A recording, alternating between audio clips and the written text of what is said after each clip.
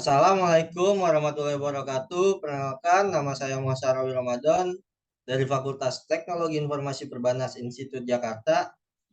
Dalam kesempatan kali ini, saya akan melakukan presentasi terkait backup and recovery bersama rekan saya yang bernama. Jadi saya Budi Pratama. Oke, next, lanjut ke materi. Ya, oleh kan. Backup dan recovery. Data backup dan recovery merupakan proses untuk membuat salinan data, upaya mencegah kehilangan dan menyiapkan sistem yang aman sehingga nantinya data bisa kembali dipulihkan. Data backup memerlukan kopi dan pengarsipan data komputer akan dapat diakses jika terjadi kerusakan atau data dihapus. Proses backup dilakukan sebelum terjadi kerusakan atau kehilangan data karena kesalahan manusia atau terjadi bencana. Sementara proses recovery atau pemulihan data dapat dilakukan apabila data terhapus bahkan untuk data yang sudah tidak ada di physical bin. Manfaat melakukan backup dan recovery. Salah satu manfaat utama bagi bisnis yang rutin melakukan data backup tentu bersiap untuk kemungkinan terburuk agar data penting tidak hilang. Selain itu, ada 3 manfaat utama rutin melakukan data backup. 1. Mudah mengakses kembali file saat dibutuhkan.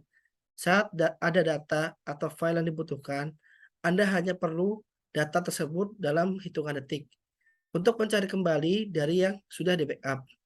Termasuk untuk data yang di-backup di cloud bisa lebih mudah diakses salinannya dengan cepat melalui koneksi internet. 2. Melindungi perangkat dari kerusakan. Perangkat yang dilakukan mulai dari komputer, laptop, hingga perangkat seluler rentan mengalami kerusakan, baik kerusakan sistem, bencana, pengaruh pemadam listrik, dan kinerja hard disk yang menurun hingga berpotensi hilangnya data penting. 3. Memulihkan sistem operasi yang crash.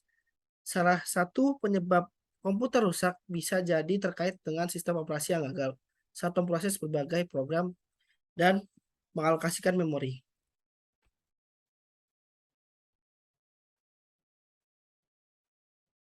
Adapun jenis-jenis dari backup and recovery.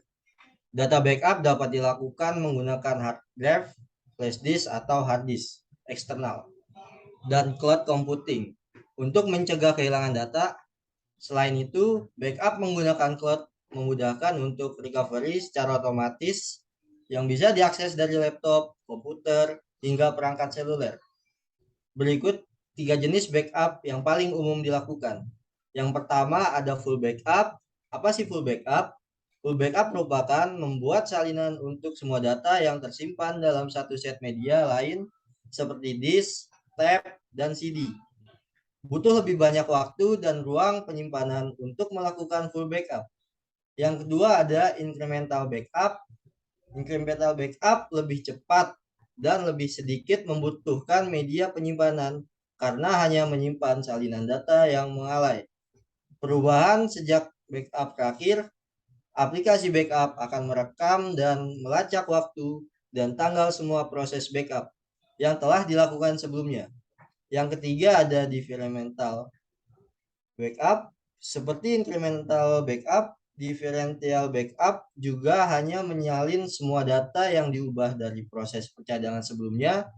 Bedanya, tiap kali diakses kembali, differential backup akan terus menyalin semua data yang diubah sejak proses backup sebelumnya hingga rampung.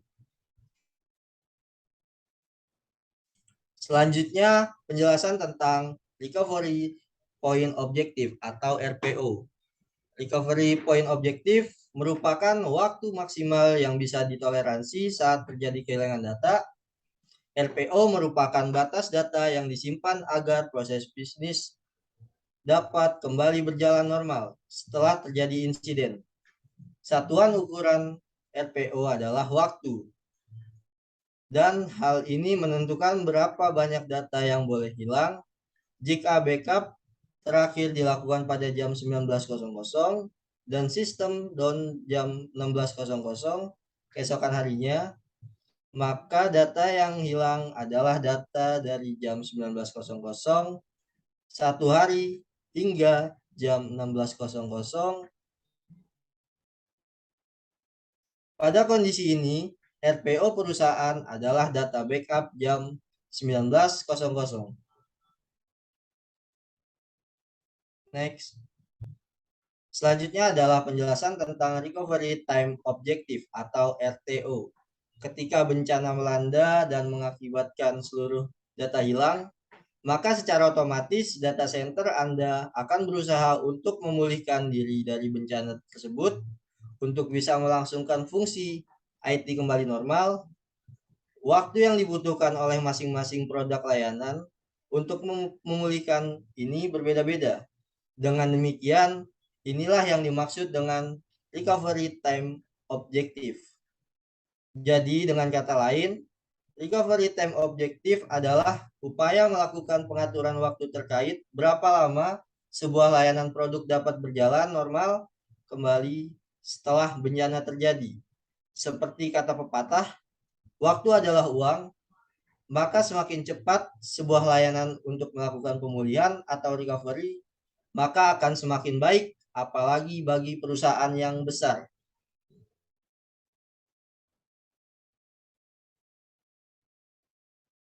Mungkin cukup sekian presentasi dari kami perihal backup and recovery.